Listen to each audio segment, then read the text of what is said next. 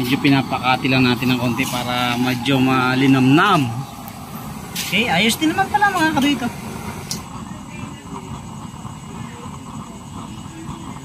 So okay na rin mga kadoy ito. Maganda na rin yan pag ganyang klase ng apoy. Hindi siya sobrang tusok na tusok. Pansinin nyo may mga umaapaw sa gilid. So ibig sabihin nababasag yung parang laser flame.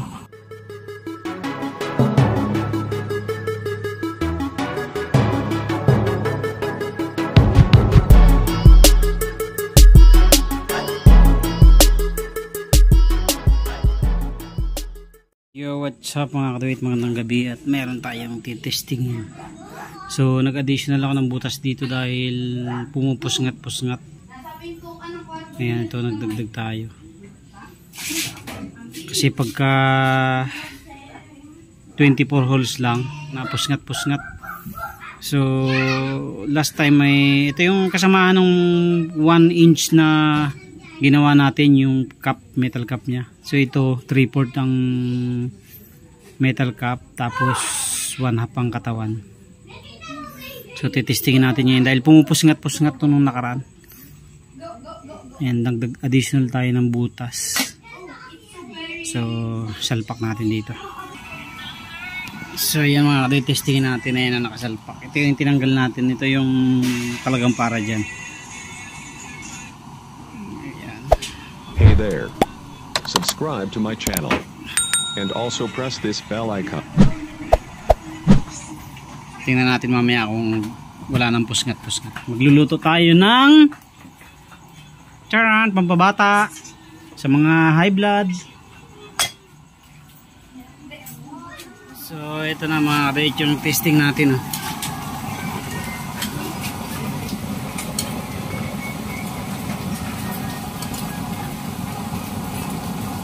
Lakas din. Hintayin natin mag-normalize kasi medyo naparami yung oil.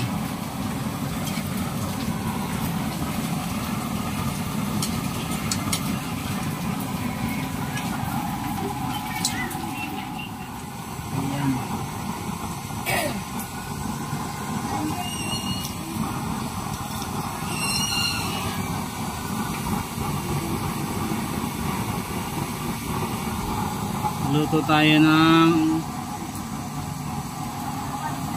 alimasag.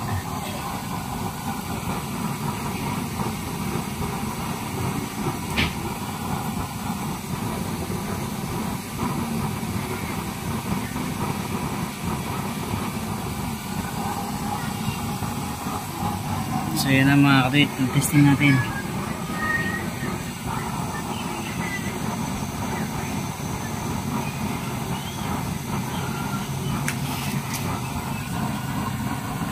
Ayos din, malakas din. Yun nga lang, hindi talaga match dyan yung burner na yun.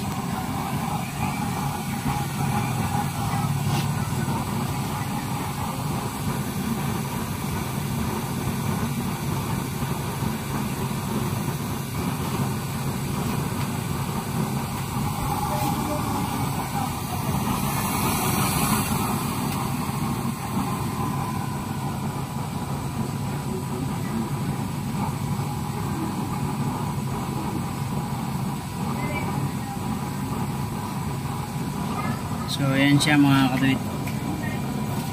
Medyo may humahalong kunting yellow kasi hindi match yung ano natin, burner, nacid burner dyan sa chamber natin. Masyadong mababa, 7 inch lang yan 7 cm lang, pero blue flame naman siya.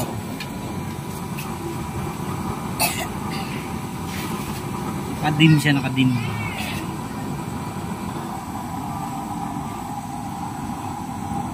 Ito na mga kadawit yung ating niluluto at yung ating testing. Ayan na. Okay, blue flame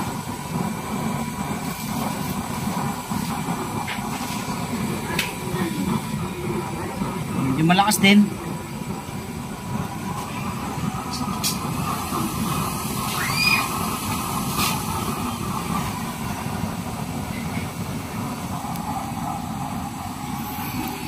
ating ginataang alimasag na mayroong gulay, kalabasa, yung pakbit ang hinalo natin, literal na pakbit na gulay.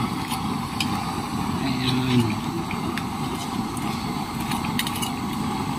Medyo pinapakati lang natin ng konti para medyo malinamnam. Okay, ayos din naman pala mga kadito. Medyo may hangin lang.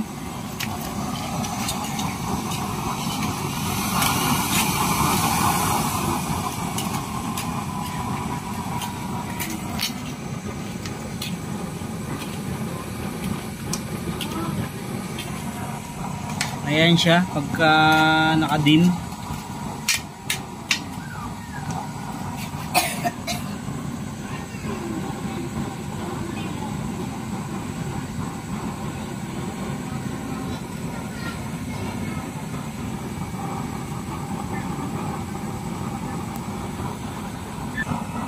Okay, ayan na, nagwawala ang apoy.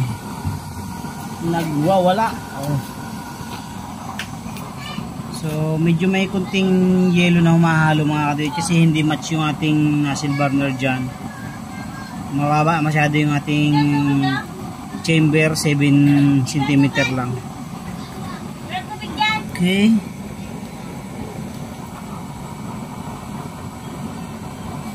Yan, maluluto na yung niluluto natin. Ayos na rin.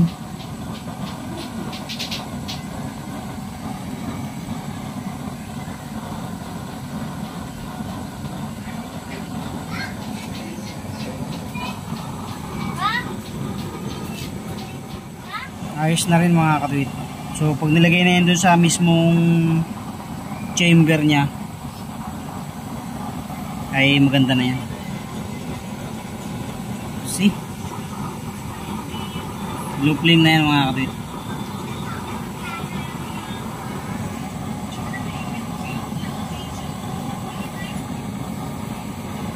So yan yung design na hindi sobrang lakas ng tusok sa puwit ng kaldero. So medyo malakas na yung gilid niyan, tapos yung ibabaw pinaliit namin, ginawa namin 1.2 mm lang ang butas, kaya hindi sobrang lakas ng tusok. So may pwersa siya, kung mapapansin nyo, may pwersa siyang lumalabas sa gilid para pangbasag, hindi totally parang nag-aasitilin ng puwit ng kaldero o ng kawali natin, diba? So yan yung design natin dyan sa nozzle burner na yun. So hindi lang masyado nating makita ng maganda dahil mababa yung ating chamber, pang 7 cm lang yung height na yun. So okay na yan. So ilalagay na lang natin dun sa isang unit natin yan na naka-stock dyan. Tapos ito na yung ating niluto. Okay, tapos magsasain naman tayo sunod. Tayo, yan na, luto na ating alimasag. Okay, so ito na mga kaduit yung sinain natin, magsasain tayo.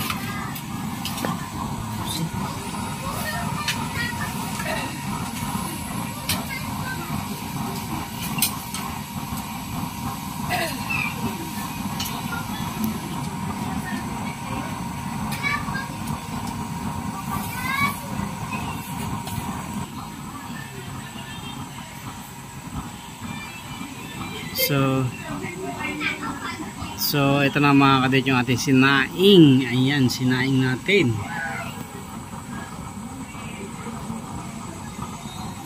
Ayan na, medyo malakas ang apoy natin.